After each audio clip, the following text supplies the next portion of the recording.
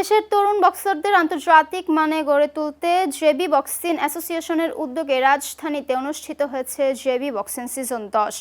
প্রতিযোগিতায় দেশি বিদেশি মিলিয়ে অংশ নেয় মোট 14টি দল। এতে বাংলাদেশের বিভিন্ন প্রান্তের তরুণ বক্সারদের পাশাপাশি ভারত ও যুক্তরাজ্য থেকে আসা দলও অংশ নেয়। পুরো আয়োজনের মিডিয়া পার্টনার ছিল চ্যানেল এস। আয়োজকরা জানান, নিয়মিত প্রশিক্ষণ, প্রতিযোগিতার সুযোগ ও প্রয়োজনীয় পৃষ্ঠপোষকতা পেলে বাংলাদেশের তরুণ বক্সাররা আন্তর্জাতিক অঙ্গনে নিজেদের অবস্থান তৈরি করতে পারবে।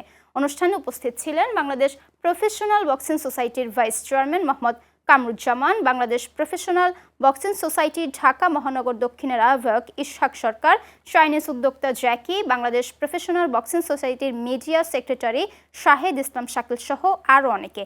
তরুণদের খেলাধুলায় সম্পৃক্ত করে মাদক ও অপরাধ থেকে দূরে রাখতে নিয়মিত এমন আয়োজনের উপর গুরুত্ব দেন সংশ্লিষ্টরা। আয়োজক ও খেলোয়াড়দের প্রত্যাশা, সরকারি পৃষ্ঠপোষকতা পেলে ভবিষ্যতে বিশ্ব বক্সিংয়ের মঞ্চে বাংলাদেশের পতাকা তুলে ধরবে দেশের তরুণ বক্সাররা। আমরা চেষ্টা করছি বাংলাদেশে বক্সিংটাকে প্রত্যন্ত অঞ্চলে ছড়িয়ে দেওয়ার জন্য। এই জন্য আমরা কাজ করছি।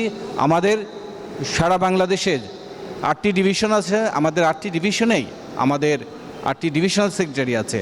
আমরা চেষ্টা করছি সারা দেশে তৃণমূল থেকে বক্সার তুলে আনবার জন্য।